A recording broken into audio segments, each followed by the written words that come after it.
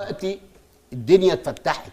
طيب وبقينا عندنا رؤيه لكل الاتحادات اللي في العالم بتعمل ايه، وعندنا رابطه انديه بقت في رابطه انديه ده لازم تتلغي. ما رابطه الانديه دي هي اللي مبوظه الدوري دلوقتي، بقت هي المبوظه، والاتحاد الكوره وكان كله بقى كله. ما بص كله هم ما قدروش يمشوا لجنه المسابقات. سيبك من لجنه الحكام، هي كده كده ماشيه. لجنه المسابقات ما مشيتش ليه؟ اديني سبب. ما مشيتش ليه؟ لان في الاخر هي هتكمل، لان له نادي تاني له مصلحه ان دول يقعدوا فهيقعدوا غصب عن اي حد. مش فاهم نادي تاني ايه؟ نادي له مصلحه ان دولت يقعدوا بدليل ايه مصلحه النادي بغض النظر عن إيه اسمه اللي هتقول مش هتقوله؟ ايه بقى ايه يعني؟ ايه مصلحه النادي يعني؟ عايز أيوة ايه يعني؟ دول يبقوا موجودين، ايه اللي هيحصل؟ لما الكلام حصل وقال لك ان مش هلعب الا لما ماتشات الدور الاولاني كلها تتلعب، فبلغوا النادي التاني ان احنا هنعمل تعديل في الجدول عشان بيراميدز ما يلعبش وفيوتشر، فقال لك انسى الكلام ده، انا بقى اللي هنسحب واعمل لك ازمه.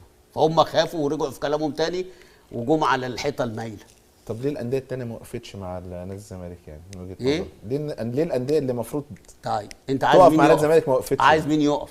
لا انا بسالك. طب استنى بقى، عايز اذا كان لا، الاتحاد اللي اتظلم النهارده اللي هو عايز يعمل بيان منين؟ من اسكندريه. سموحه منين؟ من اسكندريه. فاركو منين اللي لعب ماتشين وهيلاعب الزمالك ماتشين 4 ماتشات ب 12 بونت هيخسرهم وممكن يهبطوه؟ ما اتكلمش ليه؟ بس عشان من اسكندريه والحلو من اسكندريه. انا بقول لك اقول لك ايه الوحش؟ قول لي الاسم، قول لي الاسم. لا ما بقولش الاسم. لا تقول الاسم. لا يا حبيبي بقى معروف للدنيا كلها. طيب. انت عايزه يرفع عليه قضيه؟ لا مش ده مستني يرفع عليه قضيه. لا هو الفكره انك لا ما بص طالما مش فاهم. انت بتقول اسم مسؤول يا كابتن. اسم مسؤول لجنه المسابقات. رئيس لجنه المسابقات. طيب ماشي، رئيس لجنه المسابقات مش من اسكندريه؟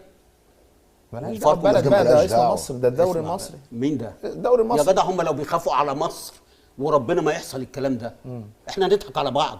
مصر فيها النادي الاهلي فقط لا غير، لا في منتخب مصر برضه تاني. ايوه، لا في منتخب مصر ولا في منتخب اولمبي، وكل الانديه اللي انت شايفها دي والمصحف كومبارس. لا حضرتك كومبارس بتقود كلام ان النادي الاهلي هو اللي بيقود الكره المصريه والمصحف وبسقف له اهو وعلى الهوا بيحصل انت الذكر الوحيد في الكره المصريه. طبعا يا باشا، هي ده عايزه كلام؟ ده اهلي ذكر، ذكر، ايوه. هو زي ما قال كابتن رضا عبد العال كده بالظبط، هو الاهلي والباقي بعد كده كله كومبارسات يعني. خلاص ماشي. احسن حاجه خلي بالك بقول لك ايه، الاعتراف بالحق فضيله، فقشطه. كابتن رضا احنا دكوره، الاهلي ذكر على اي حد، اتحاد بقى غيره بتاع، الاهلي قوي يا عم. والله العظيم انا مش عارف ايه مشكلتكم في القصه دي. الاهلي قوي، قوي جدا كمان. مالك انت بقى عايز ايه؟ بامانه والله على السكه وعلى الدغري يعني. الاهلي قوي، بيعرف ياخد حقه، مش شرط عشان هو قوي يبقى ياخد زيادة عن حقه. لا احنا عارفين ان الاهلي ما بياخدش زيادة عن حقه، بس انتوا عايزين تمشوها كده، اوكي تمام، مفيش اي مشاكل، مشوها كده. المهم ان احنا بناخد حقنا بس خلاص. واحنا برضو الاهلي ذكر يا كابتن رضا، انت صح. باي.